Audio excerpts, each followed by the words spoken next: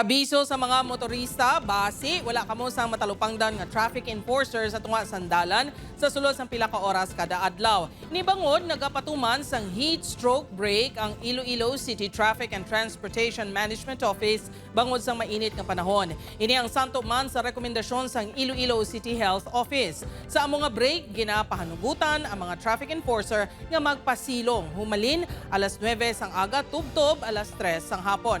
Apang kinahanglan nga ara sila sa dalan kung rush hours kag kung magpugok ang trapiko. Mahimo man makabulos-bulos sa mga traffic enforcer kung may upod sila nga assigned sa area. Nag-request naman ang Iloilo City TTMO sa Iloilo City Health Office sa dugang vitamins, mask kag bulong. I-implement na nila ni ang hydration or mag-inom na sila sang tubig, and then ara lang sila, makita sila sa kilid pero pasilong lang. Pero kung may mga traffic situation, that's the time nga mag-react sila kag magkadto sa tunga kag mag-conduct sang traffic management